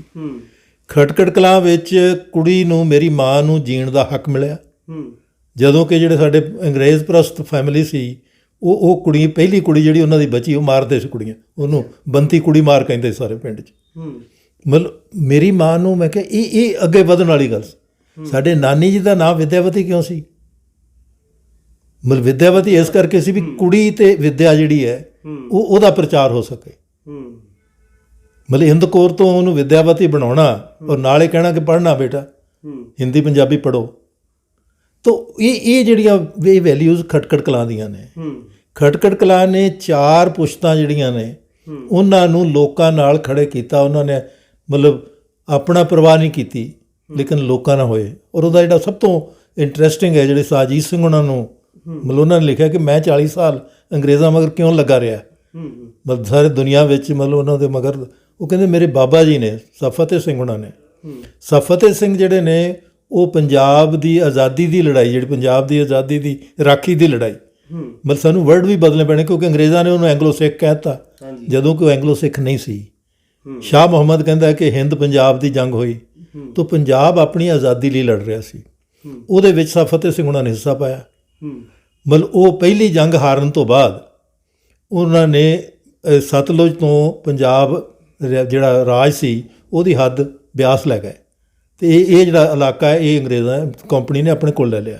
ਅੱਛਾ। ਔਰ ਹਰ ਸਰਕਾਰ ਦਾ ਕੰਮ ਹੁੰਦਾ ਕਿ ਜਿਹੜੇ ਤੁਹਾਡੇ ਮੁਖਾਲਫ ਨੇ ਉਹਨਾਂ ਨੂੰ ਕਮਜ਼ੋਰ ਕਿੱਦਾਂ ਕਰਨਾ। ਬਿਲਕੁਲ। ਔਰ ਉਹਨੇ ਵੀ ਇਹੀ, ਜੌਨ ਲਾਰੈਂਸ ਕਮਿਸ਼ਨਰ ਬਣਿਆ, ਉਹਨੇ ਪਹਿਲੀ ਪਾਲਿਸੀ ਕੀਤੀ ਕਿ ਜਿੰਨੇ ਲੜਨ ਵਾਲੇ ਨੇ ਨਾ ਸਾਡੇ, ਇਹਨਾਂ ਦੀ ਅੱਧੀਆਂ ਜਾਇਦਾਦਾਂ ਜ਼ਬਤ ਕਰ ਲਓ। ਤਾਂ ਫਤਿਹ ਸਿੰਘ ਦੀ ਵੀ ਹੋ ਗਈ, ਅੱਛਾ, ਅੱਧੀ ਜਾਇਦਾਦ ਖੋਹ ਲਈ ਉਹਨੇ। ਉਹ ਕਹਿੰਦੇ ਵੀ ਮਤਲਬ ਠੀਕ ਹੈ ਮੇਰੇ ਵਾਹੀ ਹੇਠ ਨਹੀਂ ਹੈ, ਪਰ ਉਹ ਕੌਣ ਵਾਹੇਗਾ ਇਹ ਫੈਸਲਾ ਤਾਂ ਮੈਂ ਕਰ ਸਕਦਾ ਨਾ। ਉਹਨਾਂ ਨੇ ਰਾਹੋਂ ਤੋਂ ਰਾਈ ਸਾਡੇ ਇਹੋ ਜਿਹੀ ਟਰਾਈਬ ਸੀਗੀ ਬਹੁਤ ਮਿਹਨਤੀ, ਕਿਉਂਕਿ ਉਹ ਦਰਿਆ ਦੀ ਜ਼ਮੀਨ ਵਾਹੁੰਦੇ ਸੀ। ਮੈਂ ਕਿਹਾ ਜਦੋਂ ਦਰਿਆ ਛੱਡ ਜਾਂਦਾ ਸੀ ਤੇ ਉਹਨਾਂ ਦੀ ਹੁੰਦੀ ਸੀ, ਜਦੋਂ ਹੜ੍ਹ ਆਉਂਦਾ ਸੀ ਉਹ ਦਰਿਆ ਲੈ ਲੈਂਦਾ ਸੀ, ਪਰ ਉਹ ਬਹੁਤ ਮਿਹਨਤੀ ਲੋਕ ਸਨ। ਉਹਨਾਂ ਨੂੰ ਰਾਹੋਂ ਤੋਂ ਲਿਆ ਕੇ ਬਿਠਾਲਤਾ ਇੱਥੇ। ਅੱਛਾ ਜੀ। ਉਹ ਕਹਿੰਦੇ ਦੇਖੋ ਗੱਲ ਹੈ ਕਿ ਮੈਂ ਆਪਣੀ ਨਿੱਜੀ ਲੜਾਈ ਨਹੀਂ ਲੜ ਸਕਦਾ ਕਿਉਂਕਿ ਉਹ ਨਿੱਜੀ ਹੋਏਗੀ, ਲੇਕਿਨ ਤੁਸੀਂ ਆਪਣਾ ਖਾਓ, ਮੇਰੇ ਨਿਆਣਿਆਂ ਨੂੰ ਤੁਹਾਡੇ ਨਾਲ ਕੋਈ ਪ੍ਰੋਬਲਮ ਨਹੀਂ, ਪਰ ਜੇ ਕੋਈ ਸ਼ਰੀਕ ਲਿਆ ਕੇ ਬਿਠਾਲੇਗਾ ਜਗੀਰਦਾਰ ਤੇ ਫਿਰ ਤੁਸੀਂ ਐਵੇਂ ਲੜਦੇ ਮਰ ਜਾਓਗੇ। ਮੈਂ ਇਹ ਵੇਸਟੇਜ ਆਫ ਐਨਰਜੀ ਨਹੀਂ ਚਾਹੁੰਦਾ। ਮਤਲਬ ਕਿੰਨਾ ਸਿਆਣੀ। ਤੇ ਨਾਲ ਉਹਨਾਂ ਨੇ ਕਿਹਾ ਕਿ ਵੀ ਤੁਹਾਨੂੰ ਅਗਰ ਹੁਣ ਕੰਪਨੀ ਵਾਲੇ ਕੁਝ ਕਰਨਗੇ ਉਹ ਤੁਹਾਡੀ ਮੈਂ ਲੜਾਈ ਲੜੂੰਗਾ, ਤੇ ਉਹ ਉਹਨਾਂ ਨੂੰ ਉੱਥੇ ਰੱਖਿਆ। ਤਾਂ ਪਹਿਲੀ ਗੱਲ ਹੈ ਕਿ ਫਿਰ ਆ ਗਿਆ 1857। ਹੁਣ ਜਿੱਦਾਂ ਹੁਣ ਵੀ ਹੈ ਕਿ ਜਦੋਂ ਹੁਣ ਜੇ ਇਹ ਜਿਹੜਾ ਰੰਗ ਹੈ ਨਾ ਬਤਲੀ ਦਾ, ਇਹਦਾ ਮਤਲਬ ਹੁਣ ਉਹਦੇ ਥੱਲੇ ਕੌਣ ਹੈ, ਉਹ ਰੰਗ ਬੰਨ੍ਹ ਲਿਆ ਤੇ ਉਹ ਕਹਿੰਦਾ ਮੈਂ ਇਹ ਹੋ ਗਿਆ ਜੀ। ਅਗਰ ਆਪਾਂ ਅੱਗੇ ਵੀ ਦੇਖਿਆ, ਸੋ ਇਹ ਰੰਗ ਬਦਲੀ ਜਿਹੜੀ ਹੈ ਨਾ ਉਹ ਤੁਹਾਡਾ ਕਰੈਕਟਰ ਨਹੀਂ ਬਦਲ, ਲੇਕਿਨ ਮਤਲਬ ਇਹੀ ਉਦੋਂ ਹੋਇਆ 1857 'ਚ, ਕਿਉਂਕਿ ਜਿਹੜੇ ਵੱਡੇ ਜਗੀਰਦਾਰ ਸੀ, ਕਿਉਂਕਿ ਉਹਨਾਂ ਦੇ ਹਿੱਤ ਨੇ। ਹੁਣ ਵੀ ਹਿੱਤਾਂ ਵਾਲਿਆਂ ਨੂੰ ਕਿੰਨਾ ਕੁ ਤੁਸੀਂ ਕਿੱਥੇ ਰੱਖ ਸਕਦੇ ਹੋ, ਜਾਂ ਉਹਨਾਂ ਨੂੰ ਮਤਲਬ ਉਹ ਤੁਹਾਡਾ ਟੈਸਟ ਹੋਏਗਾ। ਅਤੇ ਉਹ ਜਿਹੜੇ ਹਿੱਤਾਂ ਵਾਲੇ ਜਗੀਰਦਾਰ ਸੀ, ਉਹਨਾਂ ਨੇ ਉਹਨੂੰ ਜੌਨ ਲਾਰੈਂਸ ਨੂੰ ਕਿਹਾ ਕਿ ਉਹ ਗਵਰਨਰ ਬਣ ਗਿਆ ਸੀ, ਕਿ ਬਈ ਉਹ ਕਹਿੰਦਾ ਜੀ ਮੇਰੀ ਮਦਦ ਕਰੋ, ਤੁਹਾਨੂੰ ਇਹਨਾਂ ਨੇ ਕੁੱਟਿਆ ਸੀ, ਅਸੀਂ ਹੁਣ ਤੁਸੀਂ ਕੁੱਟੋ। ਮਤਲਬ ਬੜਾ ਲੌਜਿਕ ਹੈ। ਪਰ ਉਹ ਕਹਿੰਦੇ ਵੀ ਅਸੀਂ ਤਾਂ ਕੁੱਟਣ ਵਾਲੇ ਨਹੀਂ ਸੀਗੇ, ਜਿਹੜੇ ਲੜਨ ਵਾਲੇ ਬੰਦੇ ਸੀ ਉਹ ਤਾਂ ਇਹ ਸੀ ਛੋਟੇ, ਤੁਸੀਂ ਉਹਨਾਂ ਦੀਆਂ ਜਾਇਦਾਦਾਂ ਜ਼ਬਤ ਕੀਤੀਆਂ ਹੋਈਆਂ। ਉਹ ਕਹਿੰਦਾ ਨਹੀਂ ਮੈਂ ਉਹ ਜਾਇਦਾਦ ਵੀ ਦਿਆਂਗਾ, ਹੋਰ ਜਾਇਦਾਦ ਦਿਆਂਗਾ। ਅਤੇ ਉਹਨਾਂ ਨੇ ਸੁਨੇਹਾ ਭੇਜਿਆ ਫਤਿਹ ਸਿੰਘ ਕੋਲ ਕਿ ਅੰਗਰੇਜ਼ ਮੰਨ ਗਿਆ, ਤੁਹਾਡੀ ਪਿਛਲੀ ਜਾਇਦਾਦ ਵੀ ਮਿਲ ਜਾਏਗੀ, ਅਤੇ ਜੇ ਹੁਣ ਮਦਦ ਕਰਾਂਗੇ ਹੋਰ ਜਾਇਦਾਦ ਮਿਲੇਗੀ। ਉਹ ਕਹਿੰਦੇ ਕਾਕਾ, ਮਤਲਬ ਜਿਹਨੇ ਭੇਜਿਆ ਸੀ, ਮਤਲਬ ਕਹਿੰਦੇ ਉਹ ਮਜੀਠੀਆਂ 'ਚ ਸੀਗੇ, ਅਤੇ ਉਹ ਕਹਿੰਦਾ ਕਾਕਾ ਤੇਰੇ ਪਿਓ ਨੇ ਨਾ ਮੇਰਾ ਇਮਤਿਹਾਨ ਲਿਆ, ਕਿਉਂਕਿ ਬੰਦੇ ਦਾ ਇਮਤਿਹਾਨ ਉਦੋਂ ਹੁੰਦਾ ਜਦੋਂ ਉਹਨੂੰ ਜਾਇਦਾਦ ਵਿੱਚ ਅਤੇ ਅਸੂਲ 'ਚ ਚੁਣਨਾ ਪਵੇ। ਹੁਣ ਤੂੰ ਮੇਰੇ ਸਾਹਮਣੇ ਸਵਾਲ ਖੜਾ ਕੀਤਾ ਕਿ ਮੈਂ ਜਾਇਦਾਦ ਮਗਰ ਜਾਵਾਂ ਕਿ ਅਸੂਲ ਮਗਰ ਜਾਵਾਂ, ਅਤੇ ਕਹਿੰਦੇ ਮੈਂ ਅੱਜ ਯਕੀਨ ਨਾਲੇ ਕਹਿਣਾ ਕਿ ਮੈਂ ਆਪਣੇ ਪੋਤਿਆਂ ਤੱਕ ਦੱਸ ਦਿਆਂਗਾ ਕਿ ਵੀ ਜਦੋਂ ਇਹੋ ਜਿਹਾ ਵਕਤ ਆਵੇ ਤੁਸੀਂ ਅਸੂਲ 'ਤੇ ਖੜੇ ਹੋਣਾ। ਔਰ ਇਹ ਬੜਾ ਇਤਿਹਾਸਕ ਗੱਲ ਹੈ। ਉੱਥੇ ਗੁਰਦੁਆਰਾ ਜਿਹਨੂੰ ਮਤਲਬ ਝੰਡਾ ਜੀ ਗੁਰਦੁਆਰਾ ਕਹਿੰਦੇ ਨੇ, ਅੱਛਾ, ਖਟਕੜ ਕਲਾਂ ਵਿੱਚ ਹੀ। ਇਹ ਝੰਡਾ ਜੀ ਗੁਰਦੁਆਰਾ ਜਿਹੜਾ ਹੈ, ਇਹ ਗੁਰੂ ਤੇਗ ਬਹਾਦਰ ਦੀ ਸ਼ਹਾਦਤ ਤੋਂ ਬਾਅਦ ਜਿੰਨੇ ਮਹੰਤ ਸੀ ਉਹ ਬਾਗੀ ਹੋ ਗਏ ਵੀ ਇਹ 10 ਸਾਲ ਦੇ ਮੁੰਡੇ ਨੂੰ ਅਸੀਂ ਕੀ ਜਾਣਦੇ ਹਾਂ। ਔਰ ਉਹਨਾਂ ਨੇ ਉਦੋਂ ਉਹਨਾਂ ਸਾਰਿਆਂ ਨੂੰ ਮਾਰਿਆ। ਮੈਂ ਉਹ ਕੜਾਹਾ ਦੇਖਿਆ ਜਿਹਦੇ 'ਚ ਕਹਿੰਦੇ ਸੀ ਵੀ ਉਹਨਾਂ ਨੂੰ ਤਲਿਆ ਗਿਆ। ਉਹ ਅਨੰਦਪੁਰ ਸਾਹਿਬ ਹੁੰਦਾ ਸੀ, ਜਿਹੜੇ ਪੁਰਾਣਾ ਸੀ, ਮਤਲਬ ਜਿੱਥੇ ਮਤਲਬ ਗੁਰੂ ਤੇਗ ਬਹਾਦਰ ਸਾਹਿਬ ਦਾ ਆਸਣ ਵੀ ਬਣਿਆ ਹੋਇਆ ਸੀ, ਉੱਥੇ ਖੂਹ ਵੀ ਸੀਗਾ। ਤਾਂ ਐਨੀਵੇ ਉਸ ਤੋਂ ਬਾਅਦ ਉਹਨਾਂ ਨੇ ਨਵੇਂ ਝੰਡੇ ਲਵਾਏ। ਅੱਛਾ ਜੀ। ਮਤਲਬ ਇਹ ਕਲੈਕਟਿੰਗ ਸੈਂਟਰ ਸੀਗੇ ਕਿ ਜਿਹੜਾ ਲੋਕ ਦਸਵੰਧ ਆਪਣਾ ਦਿੰਦੇ ਸੀ ਉਹ ਇੱਥੇ ਇਕੱਠਾ ਹੁੰਦਾ ਸੀ। ਤੁਹਾਡਾ ਜਿਹੜਾ ਜਿੱਦਾਂ ਹੋਲੀ ਨੂੰ ਜਾ ਰਹੇ ਨੇ ਨਾ, ਇਹ ਐਕਚੁਅਲੀ ਉਸ ਦੀ ਸੇਫਟੀ ਕਰਕੇ ਸੀ ਵੀ ਜੇ ਇਕੱਲਾ ਜਾਏਗਾ ਕੋਈ ਰਾਹ 'ਚ ਮਤਲਬ ਖੋਲ੍ਹੇਗਾ, ਅਤੇ ਅਗਰ ਬਾਹਰ ਜਾ ਰਹੀ ਹੈ ਅਤੇ ਉਹਨੂੰ ਬਚਾ ਕੇ ਉਹਨੂੰ ਉੱਥੇ ਪਹੁੰਚਾਉਣਾ, ਅਤੇ ਨਾਲ ਉੱਥੇ ਮਤਲਬ ਪਹੁੰਚ ਜਾਣਾ। ਹੋਲੇ ਤੋਂ ਵਿਸਾਖੀ ਤੱਕ ਦਾ ਜਿਹੜਾ ਮੇਲਾ ਉਹ ਅਨੰਦਪੁਰ ਲੱਗਦਾ ਸੀ। ਖਟਕੜ ਕਲਾਂ ਦਾ ਵੀ ਬਹੁਤ ਵੱਡਾ ਇਤਿਹਾਸ ਹੈ ਜੀ, ਬੜਾ ਵੱਡਾ ਸੰਦੇਸ਼ ਦੇ ਕੇ ਜਾਂਦਾ ਨਾ ਖਟਕੜ ਕਲਾਂ। ਮੈਂ ਉਹੀ ਕਹਿੰਦਾ ਇਹ ਸੰਦੇਸ਼ ਨੂੰ ਬਾਬਾ ਜੀ ਨੇ ਕਿਵੇਂ ਵਰਤਿਆ, ਔਰ ਅਗਲੀਆਂ ਜਨਰੇਸ਼ਨਸ ਨੂੰ ਉਹ ਇੱਕ ਗੱਲ ਮਤਲਬ ਇਹੀ ਮੈਂ ਸਮਝਦਾ ਕਿ ਹੁਣ ਜੇ ਸਮਝਾਂਗੇ ਤਾਂ ਖਟਕੜ ਕਲਾਂ ਆ। ਹਾਂ ਬਿਲਕੁਲ। ਨਹੀਂ ਤੇ ਮਤਲਬ ਕੋਈ ਕੁਝ ਵੀ ਹੋ ਸਕਦਾ। ਤੇ ਉਹਨਾਂ ਨੇ ਕਿਹਾ ਕਿ ਮਤਲਬ ਇਹ ਅਸੂਲ ਕਿਹੜਾ? ਕਹਿੰਦੇ ਜਦੋਂ ਸਾਡੇ ਬਜ਼ੁਰਗਾਂ ਨੇ ਗੁਰੂ ਗੋਬਿੰਦ ਸਿੰਘ ਨਾਲ ਰਿਸ਼ਤਾ ਜੋੜਿਆ ਸੀ ਉਦੋਂ ਇੱਕ ਅਸੂਲ ਸਿੱਖਿਆ ਸੀ ਕਿ ਵੀ ਲੋਕਾਂ ਨਾਲ ਖੜੇ ਹੋਣਾ। ਜਿੱਥੇ ਲੋਕ ਲੜ ਰਹੇ ਨੇ, ਹੁਣ ਉਹ ਲੜ ਰਹੇ ਨੇ ਆਪਣੀ ਆਜ਼ਾਦੀ ਲਈ, ਅਸੀਂ ਖਵਾ ਬੈਠੇ ਹਾਂ ਵੀ ਇਹ ਸਾਡਾ ਫਰਜ਼ ਨਹੀਂ ਬਣਦਾ ਕਿ ਅਸੀਂ ਸਾਨੂੰ ਮਦਦ ਕਰਨ ਤੇ ਜਾਣਾ ਚਾਹੀਦਾ, ਪਰ ਉਹਨਾਂ ਦੇ ਖਿਲਾਫ ਜਾਣਾ ਜਿਹੜਾ ਹੈ ਗੁਰੂ ਗੋਬਿੰਦ ਸਿੰਘ ਦੇ ਅਸੂਲ ਦਾ ਅਜੀਤ ਸਿੰਘ ਉਹਨਾਂ ਨੇ ਆਪਣੀ ਆਟੋਬਾਇਓਗ੍ਰਾਫੀ 'ਚ ਲਿਖ ਕੇ ਦਿੱਤਾ ਸਾਨੂੰ। ਤਾਂ ਇਹ ਪਹਿਲਾ ਅਸੂਲ ਹੈ। ਕੁੜੀਆਂ ਦੀ ਬਰਾਬਰਤਾ, ਜਿਵੇਂ ਆਪਾਂ ਗੱਲ ਕੀਤੀ ਹੈ, ਕੁੜੀਆਂ ਨੂੰ ਵਿੱਦਿਆ ਦੇਣੀ, ਛੂਆ-ਛਾਤ ਨੂੰ ਖਤਮ ਕਰਨਾ ਆਪਣੇ ਨਿੱਜੀ ਲੈਵਲ 'ਤੇ, ਕਿਉਂਕਿ ਜਿੱਦਾਂ ਸਾਡੇ ਘਰ ਵਿੱਚ ਅਸੀਂ ਕਦੀ ਸਾਨੂੰ ਪਤਾ ਨਹੀਂ ਵੀ ਕੌਣ ਮਾਸੀਆਂ ਨੇ, ਮਤਲਬ ਕੌਣ ਹੈ, ਕਿੱਥੋਂ ਹੈ, ਕਦੀ ਕਿਸੇ ਨੇ ਜਾਤ ਦਾ। ਔਰ ਇਹ ਗਦਰ ਪਾਰਟੀ ਨੇ ਵੀ ਕੀਤਾ ਕਿ ਗਦਰ ਪਾਰਟੀ ਨੇ ਪਿੰਡ ਨੂੰ ਪਹਿਚਾਨ ਬਣਾਇਆ, ਜਾਤ ਨੂੰ ਪਹਿਚਾਨ ਨਹੀਂ ਬਣਾਇਆ। ਅੰਗਰੇਜ਼ ਮੁੜ ਕੇ ਉਹਨਾਂ ਦੀਆਂ ਜਾਤਾਂ ਲੱਭਦੇ ਰਹੇ ਜਦੋਂ ਮੁਕੱਦਮਾ ਚਲਾਉਣਾ ਸੀ, ਲੇਕਿਨ ਉਹਨਾਂ ਦਾ ਮਤਲਬ ਆਪਣਾ ਪਿੰਡ ਪਹਿਚਾਣ ਸੀਗੀ। ਤੋ ਇਹ ਹੀ ਚੀਜ਼ ਅੱਜ ਸਿੱਖਣ ਵਾਲੀ ਹੈ। ਫਿਰ ਅਗਲਾ ਜਿਹੜਾ ਹੈਗਾ ਕਿ ਵੀ ਉਹਦੇ ਤੋਂ ਬਾਅਦ ਖਟਕੜ ਕਲਾਂ ਨੇ ਜਿਹੜਾ ਇਹ ਘਰ ਹੈ, ਇਹ 1858 'ਚ ਸਫਤ ਸਿੰਘ ਉਹਨਾਂ ਨੇ ਬਣਾਇਆ ਔਰ ਕਿਹਾ ਇਹ ਦੀਵਾਨਖਾਨਾ ਬਣਾ ਰਹੇ। ਅਤੇ ਉਦੋਂ ਵੀ ਮਤਲਬ ਚਰਚਾ ਹੋਈ ਵੀ ਜੀ ਤੁਹਾਡੀ ਹਵੇਲੀਆਂ ਐਡੀਆਂ ਵੱਡੀਆਂ ਨੇ, ਉੱਥੇ ਸਾਰਾ ਪਿੰਡ ਇਕੱਠਾ ਹੋ ਸਕਦਾ, ਇਹ ਬਣਾਉਣ ਦਾ ਕੀ ਫਾਇਦਾ ਹੈ? ਉਹ ਕਹਿੰਦੇ ਕਾਕਾ ਇਹੀ ਤਾਂ ਸਮਝਣ ਵਾਲੀ ਗੱਲ ਹੈ ਕਿ ਮੇਰੀ ਹਵੇਲੀ ਚਾਹੋਗੇ ਤਾਂ ਤੁਸੀਂ ਬਾਬੇ ਦੀ ਉਂਗਲ ਵਾਲੀ ਦੇਖਦੇ ਰਹਿਣਾ ਕਿ ਕਿੱਧਰ ਨੂੰ ਉਂਗਲ ਕਰ ਰਿਹਾ, ਤੁਸੀਂ ਆਪ ਨਹੀਂ ਸੋਚਣਾ। ਅਤੇ ਜਿੰਨਾ ਚਿਰ ਤੱਕ ਤੁਸੀਂ ਬਹਿ ਕੇ ਇਕੱਠੇ ਹੋ ਕੇ ਆਪ ਸੋਚਣਾ ਨਹੀਂ ਸਿੱਖਦੇ, ਉਹਨਾਂ ਚਿਰ ਤੱਕ ਤੁਹਾਡਾ ਮਸਲਾ ਹੱਲ ਨਹੀਂ ਹੋਣਾ। ਸਰਕਾਰਾਂ ਆਉਂਦੀਆਂ ਜਾਂਦੀਆਂ ਰਹਿਣੀਆਂ। ਤਾਂ ਮੈਂ ਸਮਝਦਾ ਅੱਜ ਵੀ ਇਹੀ ਸੁਨੇਹਾ ਹੈ। ਔਰ ਉਹਦਾ ਇੱਕ ਤੁਹਾਡੇ ਕੋਲ ਸੰਵਿਧਾਨਕ ਮਤਲਬ ਗੱਲ ਹੈ ਜਿਹੜੀ ਬਾਬਾ ਸਾਹਿਬ ਅੰਬੇਦਕਰ ਚੌਥੇ ਚੈਪਟਰ 'ਚ ਲਿਖ ਗਏ ਕਿ ਵੀ ਗ੍ਰਾਮ ਸਭਾ ਜਿਹੜੀ ਹੈ ਉਹ ਫੈਸਲਾ ਕਰੂਗੀ। ਜਿਹੜੀ ਗਾਂਧੀਅਨ ਸੋਚ ਵੀ ਹੈ ਕਿ ਵੀ ਪਿੰਡ 'ਚ ਬਹਿ ਕੇ ਲੋਕ ਆਪਣੇ ਪ੍ਰੋਬਲਮ ਲੱਭਣ, ਔਰ ਉਹ ਸਰਕਾਰ ਜਿਹੜੀ ਉਹਦੀ ਜ਼ਿੰਮੇਵਾਰੀ ਹੈ ਕਿ ਉਹ ਪ੍ਰੋਬਲਮ ਹੱਲ ਕਰੇ। ਮਤਲਬ ਇਹ ਨਹੀਂ ਹੈਗਾ ਕਿ ਤੁਸੀਂ ਵਰਲਡ ਬੈਂਕ ਤੋਂ ਪੈਸਾ ਲੈ ਕੇ ਉੱਥੋਂ ਭੇਜ ਦਿਓ, ਨਹੀਂ ਜੀ ਅਸੀਂ ਤੁਹਾਡੇ ਮਤਲਬ ਉਹਨਾਂ ਨੂੰ ਮਤਲਬ ਖੂਹ ਚਾਹੀਦਾ, ਪਾਣੀ ਚਾਹੀਦਾ, ਤੁਸੀਂ ਕਹੋ ਨਹੀਂ ਅਸੀਂ ਸੜਕ ਬਣਾਉਣੀ ਤੁਹਾਡੀ। ਮਤਲਬ ਉਹ ਕਿਸ ਟਾਈਮ 'ਤੇ ਕੀ ਹੋਣਾ ਹੈ ਉਹ ਲੋਕ ਫੈਸਲਾ ਕਰਨਗੇ। ਔਰ ਜੇ ਇਹ ਮਤਲਬ ਉਸ ਅਸੂਲ ਨੂੰ ਦੋਵਾਂ ਦੇ ਜਿਨ੍ਹਾਂ ਨੂੰ ਇਹਨਾਂ ਨੇ ਮਤਲਬ ਲੋਕਾਂ ਦੇ ਸਾਹਮਣੇ ਲਿਆਂਦਾ ਹੈ ਔਰ ਇਹ ਸਿੰਸੀਅਰ ਨੇ, ਅਤੇ ਫਿਰ ਇਹ ਦੋਨੋਂ ਚੀਜ਼ਾਂ ਹੋਣੀਆਂ ਚਾਹੀਦੀਆਂ ਕਿ ਤੁਸੀਂ ਗ੍ਰਾਮ ਸਭਾ ਨੂੰ ਤਾਕਤਵਰ ਬਣਾਓ। ਮਤਲਬ ਅਦਰਵਾਈਜ਼ ਸਰਪੰਚ ਹੀ ਖਾ ਜਾਂਦਾ ਹੈ। ਔਰ ਭਗਵੰਤ ਮਾਨ ਦੀ ਮੈਂ ਆਪਣੀਆਂ ਦੇਖੀਆਂ ਨੇ ਕਿ ਉਹ ਲੜ ਰਿਹਾ ਕਿ ਸਰਪੰਚ ਕੰਮ ਨਹੀਂ ਕਰਨ ਦਿੰਦਾ, ਉਹ ਕਹਿੰਦਾ ਗ੍ਰਾਮ ਸਭਾ ਬਣਾਓ, ਇਹਨਾਂ ਨੂੰ ਪਤਾ ਤੋ ਗ੍ਰਾਮ ਸਭਾ ਨੂੰ ਪੱਕੇ ਕਰਨਾ, ਨੌਜਵਾਨਾਂ ਨੂੰ ਇਕੱਠੇ ਕਰਕੇ ਉਹਨਾਂ ਨੂੰ ਕਹਿਣਾ ਕਿ ਵੀ ਤੁਸੀਂ ਆਪਾਂ ਹੁਣ ਲੜਨਾ ਹੈ, ਤੁਹਾਨੂੰ ਸੈਂਟਰ ਨੇ ਕੁਝ ਨਹੀਂ ਦੇਣਾ।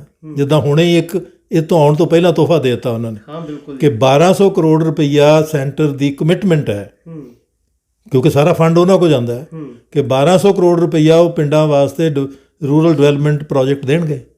ਉਹ ਕਹਿੰਦੇ ਜੀ ਅਸੀਂ ਤਾਂ ਨਹੀਂ ਦਿੰਦੇ ਕਿਉਂਕਿ ਤੁਸੀਂ ਮੰਡੀ 'ਚੋਂ ਪੈਸਾ ਇਕੱਠਾ ਕਰ ਰਹੇ ਵੀ ਤੁਹਾਡੀ ਢਿੱਡ ਪੀੜ ਹੁੰਦੀ ਹੈ ਕਿਉਂਕਿ ਮੰਡੀ ਖਤਮ ਕਰਨੀ ਹੈ, ਜਿਹਦੇ ਉੱਤੇ ਅਸੀਂ ਲੜੇ ਆ ਸਾਲ ਭਰ, ਉਹਦਾ ਉਹਨਾਂ ਨੇ ਬੜਾ ਇਨਡਾਇਰੈਕਟ ਤਰੀਕਾ ਕੱਢ ਲਿਆ। ਮੈਂ ਕਿਹਾ ਕਿਉਂਕਿ ਇਹ ਚੂਹੇ ਤੋਂ ਸਿੱਖਦੇ ਨੇ ਕਿ ਹੇਠ ਵੜੇ ਉਹਦੀ ਕਿੱਦਾਂ ਕੁਤਰਨਾ। ਤਾਂ ਉਹ ਸਾਨੂੰ ਸਮਝਣ ਦੀ ਲੋੜ ਹੈ। ਉਹ ਹੁਣ ਤੁਹਾਡੀ ਪਹਿਲੀ ਹੈ ਕਿ ਅਗਰ ਮੰਡੀ 'ਚੋਂ ਔਰ ਜਿਹੜੀਆਂ ਸਾਡੀਆਂ ਕਿਸਾਨ ਜਥੇਬੰਦੀਆਂ ਨੇ ਉਹ ਮੰਡੀ ਦੀ ਰਾਖੀ 'ਚੋਂ ਤਾਂ ਬਣੀਆਂ, ਬੱਤੀ ਕਿਉਂ ਨੇ? ਕਿਉਂਕਿ ਹਰ ਮੰਡੀ ਵੱਖਰੇ ਵੱਖਰੇ ਟਾਈਮ 'ਤੇ ਕੰਮ ਕਰਦੀ ਸੀ। ਉਹ ਫਿਰ ਉਹਦੇ ਦੁਆਲੇ ਇਕੱਠੇ ਹੋਏ, ਉਹਨਾਂ ਨੇ ਆਪਣਾ ਉਹਦਾ ਰਾਖੀ ਕੀਤੀ। ਉਹ ਹੁਣ ਮੰਡੀ ਤੁਹਾਡੇ ਕੋਲ ਖੋਣਾ ਚਾਹੁੰਦੇ ਨੇ। ਉਹ ਬਚਾਉਂਦੇ ਕਿ ਨਹੀਂ ਅਸੀਂ?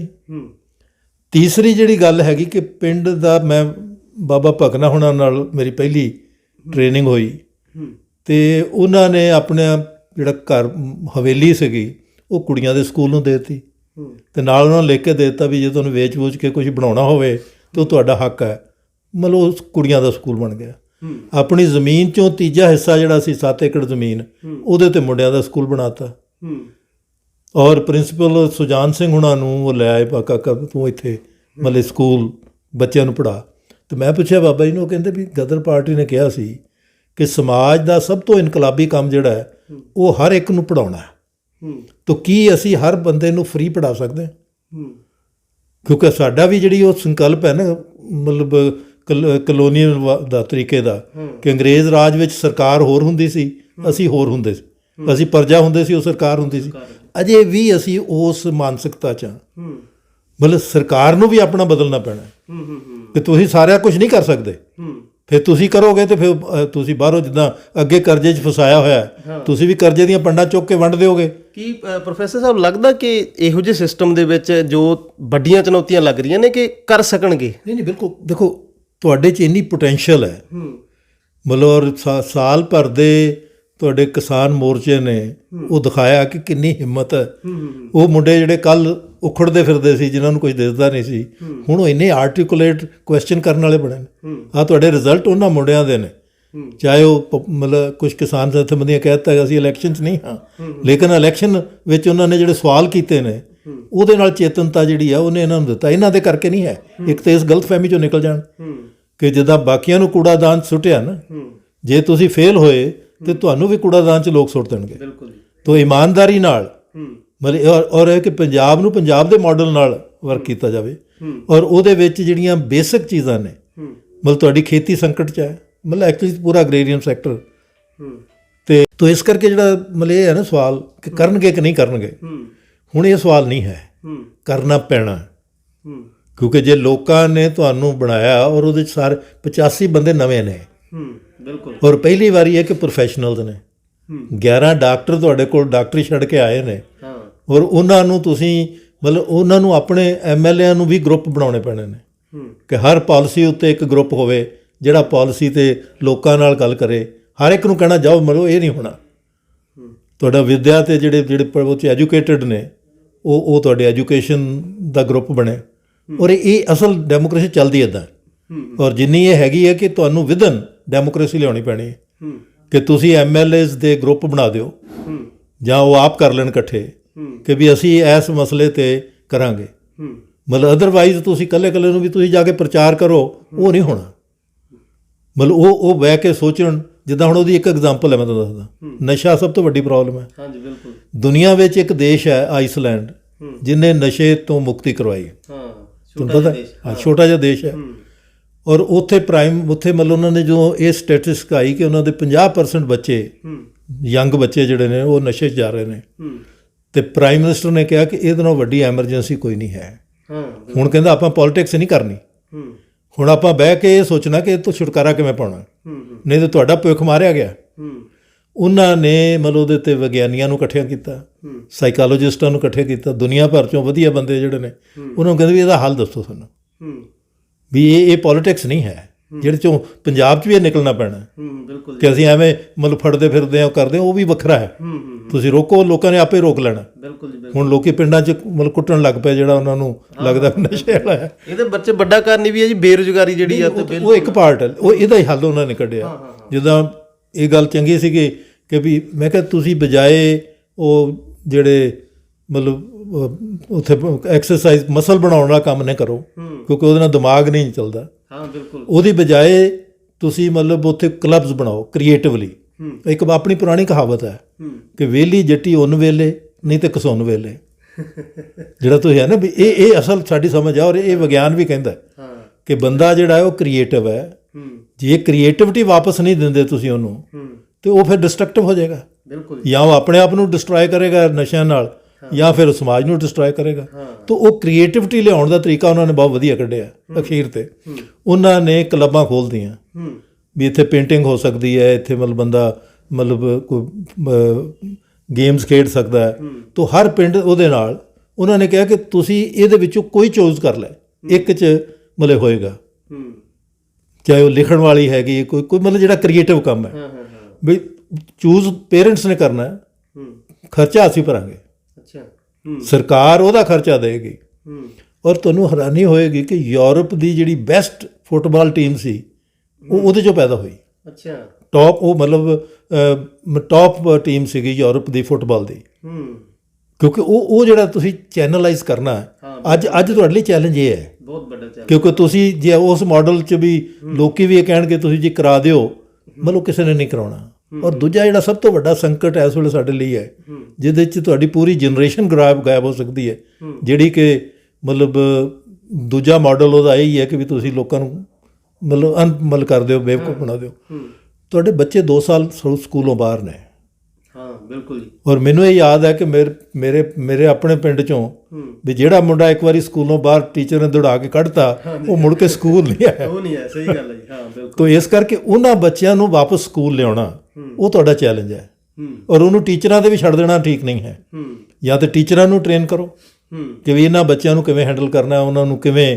ਤੋ ਮੈਂ ਅੱਜ ਹੀ ਪੜ੍ਹ ਰਿਹਾ ਸੀਗਾ, ਇੱਕ ਬਹੁਤ ਟੌਪ ਦਾ ਸੋਸ਼ੀਓਲੋਜਿਸਟ ਪ੍ਰੋਫੈਸਰ ਸੀ JNU ਦਾ, ਉਹ ਬਿਹਾਰ ਦੇ ਪਿੰਡ 'ਚ ਗਿਆ, ਉਹਨੇ ਆਪਣਾ ਤਜਰਬਾ ਦਿੱਤਾ ਕਿ ਮੈਂ ਬੱਚਿਆਂ ਨੂੰ ਕਿਵੇਂ ਰਿਕਵਰ ਕੀਤਾ ਹੈ। ਉਹ ਮੈਥਮੈਟਿਕਸ ਜਿਹਨੂੰ ਔਖਾ ਕਹਿੰਦੇ ਨੇ ਨਾ, ਉਹ ਪੜ੍ਹਾਉਂਦਾ ਸੀ, ਪਰ ਉਹਨਾਂ ਨੂੰ ਕਹਾਣੀਆਂ ਸੁਣਾਉਂਦਾ ਸੀ। ਕਹਿੰਦਾ ਉਹ ਕਹਾਣੀ ਵਿੱਚ ਜਦੋਂ ਮੇਰੇ ਨਾਲ ਹੱਥ ਮਿਲਾਉਂਦੇ ਸੀ, ਮੇਰੇ ਨਾਲ ਜੱਫੀ ਪਾਉਂਦੇ ਸੀ, ਉਹ ਫਿਜ਼ੀਕਲ ਟੱਚ 'ਚੋਂ ਮੈਨੂੰ ਲੱਗਦਾ ਸੀ। ਤੋ ਉਹ ਜਿਹੜਾ ਪੂਰੀ ਸੋਚਣੀ ਉੱਥੇ ਲਿਆਉਣੀ ਪੈਣੀ ਹੈ। ਮਤਲਬ ਇਹ ਜਸਟ ਉੱਪਰੋਂ ਐਡਮਿਨਿਸਟ੍ਰੇਸ਼ਨ ਨਾਲ ਨਹੀਂ ਹੋਣਾ, ਲੋਕਾਂ ਦੀ ਹਿੱਸੇਦਾਰੀ ਨਾਲ ਹੋਣਾ। ਇਹ ਮਾਡਲ ਹੈ। ਕਿਉਂਕਿ ਲੋਕ ਵੀ ਮਤਲਬ ਤੁਸੀਂ ਲੋਕਾਂ ਨੂੰ ਐਵੇਂ ਆਸਵੰਦ ਨਾ ਬਣਾਓ ਵੀ ਅਸੀਂ ਤੁਹਾਡਾ ਕਰ ਦਿਆਂਗੇ। ਲੋਕ ਆਪ ਕਰ ਸਕਦੇ ਨੇ। ਔਰ ਮੇਰੀ ਇੱਕ ਮਤਲਬ ਬੜੀ ਚੰਗਾ ਮੈਨੂੰ ਤਜਰਬਾ ਮਿਲਿਆ। ਮੈਂ ਪ੍ਰੋਫੈਸਰ ਯਸ਼ਪਾਲ ਜਿਹੜੇ ਬਹੁਤ ਵੱਡੇ ਸਾਇੰਟਿਸਟ ਹੋਏ ਨੇ, ਉਹਨਾਂ ਨਾਲ ਇੱਕ ਆਲ ਇੰਡੀਆ ਮਤਲਬ ਸਾਡੀ ਕਮੇਟੀ ਬਣੀ ਸੀ, ਟੈਕਨੀਕਲ ਐਜੂਕੇਸ਼ਨ ਵਾਲਿਆਂ ਨੇ ਬਣਾਈ, ਮੈਂ ਵੀ ਉਹ 'ਚ ਮੈਂਬਰ ਸੀ। ਅਤੇ ਅਸੀਂ ਇਹ ਦੇਖਿਆ ਕਿ ਪਿੰਡ ਦੇ ਮਤਲਬ ਈਵਨ ਮੇਰਾ ਯੂਨੀਵਰਸਿਟੀ 'ਚ ਵੀ ਮੈਂ ਪ੍ਰੋਫੈਸਰ ਰਿਟਾਇਰ ਹੋਇਆ ਔਰ ਸਾਰੇ ਪ੍ਰੋਫੈਸਰਾਂ ਨੂੰ ਕੰਪਿਊਟਰ ਪੜ੍ਹਾਇਆ। ਔਰ ਮੈਂ ਦੇਖਿਆ ਕਿ ਪ੍ਰੋਫੈਸਰ ਨਾਲੋਂ ਵੱਧ ਕਿਸਾਨ ਮਤਲਬ ਚੇਤਨ ਹੈ, ਕਿਉਂਕਿ ਉਹਨੂੰ ਪ੍ਰੋਬਲਮ ਪਤਾ। ਪ੍ਰੋਫੈਸਰ ਨੂੰ ਪ੍ਰੋਬਲਮ ਦੱਸ ਦਿਓਗੇ ਤਾਂ ਉਹ ਹੱਲ ਕਰ ਦੇਗਾ, ਲੇਕਿਨ ਉਹ ਰੋਜ਼ ਹੱਲ ਕਰ ਰਿਹਾ। ਬਿਲਕੁਲ। ਮਤਲਬ ਇਸੇ ਕਰਕੇ ਅਸੀਂ ਤਰੱਕੀ 'ਤੇ ਸੀ। ਤਾਂ ਉਹ ਜਿਹੜਾ ਵਿਗਿਆਨ ਲੋਕਾਂ ਕੋ ਹੈ ਉਹਨੂੰ ਵੀ ਇਕੱਠੇ ਕਰਨ ਦੀ ਲੋੜ ਹੈ। ਔਰ ਜਿਹੜਾ ਤੁਸੀਂ ਕਿਹਾ ਕਿ ਤਾਂ ਤੁਸੀਂ ਇਹਨੂੰ ਰੋਕ ਸਕਦੇ ਹੋ, ਜਿਹੜਾ ਕਾਰਪੋਰੇਟ ਇੰਟਰਸਟ ਹੈ, ਔਰ ਉਹਦੇ 'ਚ ਦੁਨੀਆ 'ਚੋਂ ਮਤਲਬ ਉਹ ਤੁਸੀਂ ਤਿਆਰ ਹੋਵੋ। ਹੁਣ ਚਿੱਲੀ ਨੇ ਬਦਲਿਆ, ਉੱਥੇ ਬਿਲਕੁਲ ਰਿਵਰਸ ਕਰਤਾ। ਤੋ ਇਸ ਕਰਕੇ ਮਤਲਬ ਉਹਦਾ ਮੈਂ ਸਮਝਦਾ ਕਿ 96 MLA ਜਿਹੜੇ ਨੇ ਉਹ ਸਾਰੇ ਪਾਲਿਸੀ ਮੇਕਰ ਬਣਨ ਔਰ ਚੂਜ਼ ਕਰਨ ਕਿ ਵੀ ਮੈਂ ਐਜੂਕੇਸ਼ਨ 'ਤੇ ਕਰਾਂਗਾ, ਮੈਂ ਹੈਲਥ 'ਤੇ ਕਰਾਂਗਾ। ਜੇ ਡਾਕਟਰ ਹੈ ਪਰ ਉਹ ਇਲਾਜ ਦੀ ਬਜਾਏ ਨਿਊਟ੍ਰੀਸ਼ਨ 'ਤੇ ਕਰਨਾ ਚਾਹੀਦਾ। ਔਰ ਮੈਂ ਸਮਝਦਾ ਕਿ ਭਗਤ ਸਿੰਘ ਨੇ ਇਹੀ ਸੁਨੇਹਾ ਅਖੀਰ 'ਤੇ ਆਪਣੇ ਛੋਟੇ ਭਰਾ ਕੁਲਤਾਰ ਸਿੰਘ ਨੂੰ ਦਿੱਤਾ ਸੀ, 3 ਲਫ਼ਜ਼ਾਂ ਦਾ। ਉਹ ਕਹਿੰਦੇ ਵੀ ਸਿਹਤ ਦਾ ਖਿਆਲ ਰੱਖੀ। ਹੁਣ ਸਿਹਤ ਦੇ 2 ਨੇ, ਮਤਲਬ ਐਕਸਰਸਾਈਜ਼ ਕਿ ਤੁਸੀਂ ਚੈਲੰਜ ਲਓ ਅਤੇ ਤਾਂ ਤੁਹਾਡੇ ਮਸਲ ਬਣਦੇ ਨੇ, ਐਕਸਰਸਾਈਜ਼ ਦਾ ਮਤਲਬ, ਅਤੇ ਨਿਊਟ੍ਰੀਸ਼ਨ ਮਤਲਬ ਪੌਸ਼ਟਿਕਤਾ ਜਿਹੜੀ ਹੈ ਉਹ ਵੱਡੀ ਹੈ। ਮਤਲਬ ਜਸਟ ਪੇਟ ਭਰਨਾ ਨਹੀਂ, ਪੌਸ਼ਟਿਕਤਾ ਜਿਹੜੀ ਹੈ। ਤੂੰ ਕਹਿੰਦੇ ਸਿਹਤ ਦਾ ਖਿਆਲ ਰੱਖੀ, ਹੌਸਲਾ ਰੱਖਣਾ। ਮਤਲਬ ਹੌਸਲੇ ਦਾ ਮਤਲਬ ਹੈ ਕਿ ਤੁਸੀਂ ਨਿਰਾਸ਼ ਨਹੀਂ ਹੋਣਾ। ਜੇ ਤੁਹਾਡਾ ਇੱਕ ਵਾਰੀ ਕਾਮਯਾਬ ਨਹੀਂ ਹੋਇਆ, ਦੂਜੀ ਵਾਰੀ ਕਰੋ। ਫਿਰ ਉਹਨੂੰ ਸੋਚੋ, ਤੁਹਾਡੇ ਮਨ 'ਚ ਰਹਿਣਾ ਚਾਹੀਦਾ ਮੈਂ ਕਾਮਯਾਬ ਹੋਣਾ, ਪਰ ਨਿਰਾਸ਼ਾ ਨਹੀਂ ਹੋਣੀ ਚਾਹੀਦੀ। ਤੋ ਹੌਸਲਾ ਕਿਵੇਂ ਦੇਣਾ? ਤੀਸਰਾ ਉਹਨਾਂ ਨੇ ਕਿਹਾ ਕਿ ਮਿਹਨਤ ਨਾ ਪੜ੍ਹਨਾ। ਮਿਹਨਤ ਨਾ ਪੜ੍ਹਨ ਦਾ ਮਤਲਬ ਇਹ ਹੈ ਕਿ ਵੀ ਤੁਸੀਂ ਸਮਝ ਕੇ ਪੜ੍ਹਨਾ, ਸਮਝਦਾਰੀ ਬਣਾਉਣੀ ਹੈ। ਬਿਲਕੁਲ ਨਹੀਂ, ਮਿਹਨਤ ਦਾ ਮਤਲਬ ਘੋਟਾ ਨਹੀਂ ਹੈ ਕਿ ਮੈਂ ਇੰਨਾ ਲਿਆ। ਤੁਸੀਂ ਉਹਦੇ 'ਚੋਂ ਕੀ ਗੁਣ ਸਿੱਖਿਆ, ਕੀ ਗੁਰ ਸਿੱਖਿਆ, ਮਤਲਬ ਉਹ। ਅਤੇ 14 ਸਾਲ ਦਾ ਜਿਹੜਾ ਕੁਲਬੀਰ ਸਿੰਘ ਸੀ, ਉਹਨਾਂ ਨੇ ਇੱਕ ਡਿਮੈਂਸ਼ਨ ਹੋਰ ਐਡ ਕਰਤੀ। ਕਹਿੰਦੇ ਵੀ ਤੂੰ ਹੱਥ ਦਾ ਕੰਮ ਸਿੱਖੀ। ਕਹਿੰਦਾ ਇਸ ਕਰਕੇ ਕਿ ਤੂੰ ਜਦੋਂ ਤੈਨੂੰ ਹੱਥ ਨਾਲ ਕੰਮ ਕਰਨ ਦੀ ਮਤਲਬ ਹੋਏਗਾ ਅਤੇ ਤੈਨੂੰ ਆਪਣੇ ਆਪ 'ਤੇ ਵਿਸ਼ਵਾਸ ਹੋਊ ਕਿ ਮੈਂ ਆਪ ਕਰ ਸਕਦਾ ਅਤੇ ਪਿਤਾ ਜੀ ਦੀ ਮਦਦ ਵੀ ਕਰ ਸਕਦਾ। ਤਾਂ ਮੈਂ ਕਿਹਾ ਉਹ ਪੂਰਾ ਮਾਡਲ ਭਗਤ ਸਿੰਘ ਦੇ ਗਏ ਤੁਹਾਨੂੰ, ਜੇ ਆਪਾਂ ਉਹਨੂੰ ਟਰਾਂਸਲੇਟ ਕਰ ਸਕੀਏ। ਮੇਰੇ ਮਦਰ ਨੂੰ ਮਤਲਬ ਉਹ 20 ਸਾਲਾਂ ਦੇ ਸੀ ਉਦੋਂ, ਖੱਦਰ ਪਾਉਂਦੇ ਸੀ, ਵਿਆਹ ਹੋ ਚੁੱਕਾ ਸੀਗਾ, ਅਤੇ ਬੜਾ ਉਹਨਾਂ ਨੇ ਪਿਆਰ ਨਾਲ ਕਹਿ ਕੇ ਬੀਬੀ, ਉਹ ਪਿਆਰ ਨਾਲ ਬੀਬੀ ਕਹਿੰਦੇ ਸੀ ਸਾਰੇ ਹੀ। ਅਤੇ ਉਹ ਪਿਆਰ ਨਾਲ ਉਹ ਕਹਿੰਦੇ ਬੀਬੀ ਸਾਦਗੀ ਬੜੀ ਚੰਗੀ ਚੀਜ਼ ਹੈ, ਪਰ ਵਿਚਾਰਾਂ ਵਿੱਚ ਮਜ਼ਬੂਤੀ ਹੋਣੀ ਚਾਹੀਦੀ ਹੈ। ਬਿਲਕੁਲ। ਤਾਂ ਉਹ ਸਾਰੀ ਉਮਰ ਉਹਨਾਂ ਨੂੰ ਇਹ ਚੀਜ਼ ਨੇ ਮਤਲਬ ਤੋਰਿਆ। ਤੋ ਇਸ ਕਰਕੇ ਮੈਂ ਸਮਝਦਾ ਕਿ ਮਾਡਲ ਹੈਗੇ ਨੇ ਇਮਾਨਦਾਰੀ ਨਾਲ। ਔਰ ਇਹ ਹੈ ਕਿ ਵੀ ਤੁਸੀਂ ਅੱਜ ਟੈਸਟ ਉੱਤੇ ਤੁਹਾਨੂੰ ਓਪਰਚੁਨਿਟੀ ਵੀ ਹੈ। ਬਿਲਕੁਲ। ਮਤਲਬ ਦੋਨੋਂ ਚੀਜ਼ਾਂ ਨੇ ਕਿ ਤੁਸੀਂ ਉਹ 'ਚੋਂ ਕਿੰਨਾ ਬਚ ਸਕਦੇ ਹੋ, ਮਤਲਬ ਕਿੰਨਾ ਤੁਸੀਂ ਉਹਦੇ ਵਿੱਚ ਕਰ ਸਕਦੇ ਹੋ। ਕੇਂਦਰ ਨੇ ਆਲਰੇਡੀ ਮਤਲਬ ਸੂਬਿਆਂ ਨੂੰ ਡਿਫੰਕਟ ਕਰਤਾ ਹੈ। ਸੂਬਿਆਂ ਨੇ ਪਹਿਲਾਂ ਸ਼ਹਿਰਾਂ ਨੂੰ ਕੀਤਾ। ਇਹ ਵੀ ਮਤਲਬ ਵਾਜਪਾਈ ਦੀ ਗੌਰਮੈਂਟ ਵੇਲੇ ਹੋਇਆ ਸੀ ਕਿ ਤੁਸੀਂ ਸ਼ਹਿਰਾਂ ਦੀ ਆਮਦਨ ਕਿੱਥੋਂ ਸੀਗੀ? ਚੁੰਗੀ ਤੋਂ, ਅਤੇ ਸ਼ਹਿਰ ਪ੍ਰਫੁੱਲਤ ਸੀਗੇ। ਪਰ ਉਹ ਵਰਲਡ ਬੈਂਕ ਕਹਿੰਦਾ ਵੀ ਜੇ ਤੁਸੀਂ ਆਪਣਾ ਕੰਮ ਕਰ ਰਹੇ ਹੋ ਫਿਰ ਸਾਡਾ ਪੈਸਾ ਕਿੱਥੇ ਲੱਗੂਗਾ, ਕਰਜ਼ਾ ਕਿੱਥੋਂ ਆਊਗਾ? ਉਹਨਾਂ ਨੇ ਚੁੰਗੀ ਖਤਮ ਕਰਤੀ। ਸੋ ਸ਼ਹਿਰ ਬਰਬਾਦ ਹੋ ਗਏ, ਸ਼ਹਿਰ ਦਾ ਆਪਣਾ ਕੁਝ ਰਿਹਾ ਨਹੀਂ। ਫਿਰ ਆ ਤੁਹਾਡੀਆਂ ਵਰਲਡ ਬੈਂਕ ਪ੍ਰੋਜੈਕਟਸ ਆਉਣੀਆਂ ਸ਼ੁਰੂ ਹੋ ਗਈਆਂ। ਨਾਲ ਉਹਦੇ ਹੋਇਆ ਕਿ ਵੀ ਸੇਲ ਟੈਕਸ ਸੀ, ਸੇਲ ਟੈਕਸ ਸੈਂਟਰ ਦਾ ਮਤਲਬ ਪੰਜਾਬ ਦੀ ਗਵਰਨਮੈਂਟ ਦਾ ਸੀ। ਫਿਰ ਸ਼ਹਿਰ ਉਹਨਾਂ ਤਰਸਦੇ ਸੀ। ਇਹ ਪਹਿਲਾਂ ਰਿਹਾ। ਹੁਣ ਇੱਕ ਦਾ ਮਾਰਿਆ ਕਿ ਉਹ GST ਬਣਾਤੀ। ਹੁਣ GST ਸਾਰੀ ਜਿਹੜੀ ਉਹ ਸੈਂਟਰ ਕੋ ਜਾਂਦੀ ਹੈ। ਸੂਬੇ ਦਾ ਹਿੱਸਾ ਦੇਣਾ ਕਿ ਨਹੀਂ ਦੇਣਾ ਉਹ ਫਿਰ ਕਹਿੰਦੇ ਲੋਨ ਲੈ ਲਓ ਤੁਸੀਂ, ਕੋਈ ਗੱਲ ਨਹੀਂ। ਮਤਲਬ ਦੇਖੋ ਇਹ ਜਿਹੜੀ ਹੈ ਨਾ, ਮਤਲਬ ਉਹ ਤੁਹਾਨੂੰ ਕਈ ਪਾਸਿਆਂ ਤੋਂ ਚੇਤਨ ਹੋ ਕੇ ਲੜਨਾ ਪੈਣਾ। ਬਿਲਕੁਲ ਜੀ, ਬਿਲਕੁਲ। ਮਤਲਬ ਇਹ ਕਹਿੰਦੇ ਲੋਕ ਜਿਹੜੇ ਨੇ ਅਗਰ ਤੁਸੀਂ ਉਹਨਾਂ ਨੂੰ ਮਤਲਬ ਹਿੱਸੇਦਾਰ ਬਣਾਓਗੇ, ਮਤਲਬ ਅੱਜ ਸਰਕਾਰ 'ਚ ਲੋਕਾਂ ਦੀ ਹਿੱਸੇਦਾਰੀ ਕਿੰਨੀ ਹੈ, ਮਤਲਬ ਉਹ ਹੋਣਾ। ਔਰ ਇਹਦੇ 'ਚ ਇੱਕ ਤਜਰਬਾ ਬੰਗਾਲ 'ਚ ਵੀ ਕਿਸੇ ਵੇਲੇ ਹੋਇਆ ਸੀ ਕਿ ਜਿਹੜੇ ਹੁਣ ਐਡੀ ਮੈਂ ਦੇਖ ਰਿਹਾ ਸੀ ਇੱਕ ਡਿਸਟ੍ਰਿਕਟ ਦੀ, ਤੁਹਾਡਾ 100 ਬੰਦਾ ਹੈ ਉੱਥੇ, ਉਹ 100 ਬੰਦੇ ਕਿਹਨੂੰ ਜਵਾਬ ਦੇਣੇ? ਆਫਿਸਰ। ਮੈਂ ਜਸਟ ਮਤਲਬ ਕਿਸੇ ਨੇ ਮੈਨੂੰ ਪੁੱਛਿਆ ਟੈਲੀਫੋਨ ਨੰਬਰ, ਮੈਂ ਕਿਹਾ ਮੈਂ ਉਹ ਨਵੇਂ ਸ਼ਹਿਰ ਦਾ ਦੇਖਦਾ। ਉਹਦੇ 'ਚ ਐਡੀ ਲੰਮੀ ਲਿਸਟ ਹੈ। ਹੁਣ ਤੁਸੀਂ ਉਹਨਾਂ ਦੀ ਜਵਾਬਦੇਹੀ ਜਿੱਥੇ ਮਤਲਬ ਫੀਲਡ 'ਚ ਕਰੋ। ਬਿਲਕੁਲ। ਮਤਲਬ ਉਹ ਜਿਹੜੇ ਮਸਲੇ ਹੱਲ ਕਰਨੇ ਨੇ ਉਹ ਉੱਥੇ ਔਨ ਦਾ ਸਪੌਟ ਕਰੋ, ਤਾਂ ਤੇ ਤੁਸੀਂ ਇੱਕ ਨਵੀਂ ਔਰ ਲੋਕਾਂ ਨੂੰ ਮਤਲਬ ਜੋ ਹਿੱਸੇਦਾਰ ਬਣਨਗੇ। ਲੋਕਾਂ ਦੀ ਹਿੱਸੇਦਾਰੀ ਹੋਣੀ ਚਾਹੀਦੀ ਹੈ। ਮਤਲਬ ਉੱਥੇ ਫਿਰ ਸਿਫਾਰਿਸ਼ਾਂ ਨਹੀਂ ਚੱਲਦੀਆਂ। ਬਿਲਕੁਲ ਜੀ। ਜਦੋਂ ਤੁਸੀਂ ਸੱਥ 'ਚ ਮਤਲਬ ਫੈਸਲਾ ਵੱਧ ਹੁੰਦਾ। ਔਰ ਇਹ ਮਾਡਲ ਗਦਰ ਪਾਰਟੀ ਨੇ ਦਿੱਤਾ ਸੀ। ਅੱਛਾ। ਸਭ ਤੋਂ ਪਹਿਲਾਂ ਜਦੋਂ ਅਜੇ ਤਿਆਰੀ ਕਰ ਰਹੇ ਸੀ ਤੇ ਮਤਲਬ ਭਾਈ ਮਤਲਬ ਸ਼ਹੀਦ ਬੰਤਾ ਸਿੰਘ ਸੰਘਵਾਲ ਸੀ, ਉਹਨਾਂ ਨੂੰ ਉਹ ਭੇਜਿਆ ਵੀ ਉਹਨਾਂ ਨੇ 3 ਕੰਮ ਕੀਤੇ। ਇੱਕ ਤਾਂ ਕੁੜੀਆਂ ਦਾ ਸਕੂਲ ਖੋਲ੍ਹਿਆ, ਇੱਕ ਡੰਗਰਾਂ ਦਾ, ਕਿਉਂਕਿ ਡਾਕਟਰ ਰੰਗਾ ਸਿੰਘ ਉਹਨਾਂ ਦੇ ਨਾਲ ਡੰਗਰ, ਉਹਨਾਂ ਨੇ ਡੰਗਰਾਂ ਦਾ, ਕਿਉਂਕਿ ਹੁਣ ਤੇ ਅਸੀਂ ਮਤਲਬ ਦਰਖਤ ਵੀ ਖਤਮ ਕਰ ਰਹੇ ਹਾਂ ਤੇ ਡੰਗਰ ਵੀ ਖਤਮ ਕਰ ਰਹੇ ਹਾਂ ਤੇ ਆਪਣੀ ਐਗਜ਼ਿਸਟੈਂਸ ਨੂੰ ਖਾਤਰਾ ਪਾ ਰਹੇ। ਤੀਸਰਾ ਉਹਨਾਂ ਨੇ ਜਿਹੜਾ ਹੈਗਾ ਇਹ ਮਤਲਬ ਇਨਸਾਫ ਦਾ ਕੀਤਾ। ਔਰ ਉਹ ਰਿਕਾਰਡ 'ਤੇ ਹੈ ਕਿ ਕਿਸੇ ਨੇ ਹੇਰਾਫੇਰੀ ਨਾਲ ਪੈਸੇ ਦੇ ਜ਼ੋਰ 'ਤੇ ਹਾਈ ਕੋਰਟ ਤੋਂ ਡਿਗਰੀ ਕਰਵਾ ਲਈ। ਉਹਨਾਂ ਨੇ ਪੰਚਾਇਤ 'ਚ ਬੁਲਾ ਕੇ ਕਿਹਾ ਕਿ ਸੱਚ ਦੱਸੋ ਕੀ ਹੈ, ਔਰ ਉਹ ਸੱਚ ਉਲਟ ਸੀ। ਅੱਛਾ। ਉਹ ਉਲਟਾਇਆ ਉਹਨਾਂ ਨੇ। ਤਾਂ ਮਤਲਬ ਕਿ ਜਿਹੜਾ ਇਨਸਾਫ ਹੈ ਉਹ ਤੁਹਾਡਾ ਸੱਥ 'ਚ ਹੋਏਗਾ ਜੀ। ਬਿਲਕੁਲ। ਉੱਥੇ ਕੋਈ ਲੁਕੋ ਨਹੀਂ ਸਕਦਾ ਲੋਕਾਂ ਦੀਆਂ ਲੋੜਾਂ ਕੀ ਨੇ। ਔਰ ਜੇ ਇਹ ਉਹਦੇ ਤੋਂ ਮਤਲਬ ਸਵੈਭਰ ਬਣਾ ਦੇਣ ਕਿ ਲੋਕ, ਔਰ ਉਹਦੇ 'ਤੇ ਮਤਲਬ ਕੰਮ ਹੋਵੇ ਕਿ ਤੁਸੀਂ ਕਿੱਦਾਂ ਦਾ ਕੰਮ ਕਰਵਾ ਸਕਦੇ ਹੋ, ਕਿੱਦਾਂ ਦਾ ਉਹਦੇ 'ਤੇ ਤੁਸੀਂ ਲਗਾਓ, ਜਿਹੜੀ ਮਤਲਬ ਜਿਹਨੂੰ ਰੂਰਲ ਇੰਡਸਟਰੀ ਕਹਿੰਦੇ ਅਸੀਂ, ਮਤਲਬ ਉੱਤੇ ਤੁਸੀਂ ਔਰਤਾਂ ਨੂੰ ਕੰਮ ਲਾ ਸਕਦੇ ਹੋ, ਉਹ ਕੀ ਬਣਾ ਸਕਦੇ ਨੇ। ਮਤਲਬ ਫਿਰ ਤੁਹਾਡਾ ਜਿਹੜਾ ਹੈ ਉਹ ਹੁਣ ਵੀ ਤੁਸੀਂ ਦੇਖੋ ਨਾ ਕਿ ਮਿਲਕ ਡੇਅਰੀ ਜਿਹੜੀ ਹੈਗੀ ਤੁਹਾਡਾ ਵੇਰਕਾ ਮਿਲਕ ਪਲਾਂਟ ਹੈ, ਉਹ ਐਫੀਸ਼ੀਐਂਟ ਹੀ ਚੱਲ ਰਿਹਾ। ਹੁਣੇ ਬਰਬਾਦ ਕਰਨ ਨੂੰ ਤੁਰੇ ਹੋਏ ਨੇ ਉਹਨੂੰ। ਮਤਲਬ ਤੁਹਾਡਾ ਮਾਰਕਫੈਡ ਕਿਸੇ ਵੇਲੇ ਬੜਾ ਚੰਗਾ ਚੱਲਦਾ ਸੀ, ਉਹਨੂੰ ਇਹਨਾਂ ਨੇ ਮਤਲਬ ਡੈਥ ਬੈੱਡ 'ਤੇ ਪਾਇਆ ਹੋਇਆ। ਮਤਲਬ ਉਹ ਜਿਹੜੇ ਤਜਰਬੇ ਨੇ ਉਹਨਾਂ ਨੂੰ ਵਾਪਸ ਲਿਆਂਦਾ ਜਾ ਸਕਦਾ। ਸੋ ਕਾਫੀ ਸਾਰੀਆਂ ਗੱਲਾਂ ਕੀਤੀਆਂ, ਗੱਲਾਂ ਥੋੜ੍ਹੀਆਂ ਲੰਮੀਆਂ ਵੀ ਚਲੀਆਂ ਗਈਆਂ, ਗੱਲਬਾਤ ਹੋਰ ਵੀ ਹੋ ਸਕਦੀ ਸੀ ਤੇ ਪਰ ਵਕਤ ਇਜਾਜ਼ਤ ਨਹੀਂ ਦਿੰਦਾ। ਹੋਰ ਜਿੱਦਾਂ ਇਹਨਾਂ ਨੇ ਕਿਹਾ ਕਿ ਲੋਕਾਂ ਨੂੰ ਬਹੁਤ ਸਾਰੀਆਂ ਉਮੀਦਾਂ ਨੇ ਤੇ ਜੇਕਰ ਲੋਕਾਂ ਦੀਆਂ ਉਮੀਦਾਂ ਤੇ ਖਰੇ ਨਾ ਉਤਰੇ ਤਾਂ ਲੋਕ ਜਿਸ ਤਰ੍ਹਾਂ ਬਾਕੀ ਪਾਰਟੀ ਦਾ ਹਸ਼ਰ ਕਰਦੇ ਨੇ ਤੇ ਲੋਕ ਬਹੁਤ ਵੱਡੀ ਤਾਕਤ ਨੇ, ਉਹ ਫਿਰ ਆਮ ਆਦਮੀ ਪਾਰਟੀ ਦਾ ਵੀ ਇਸ ਤਰ੍ਹਾਂ ਹਸ਼ਰ ਕਰ ਸਕਦੇ ਨੇ।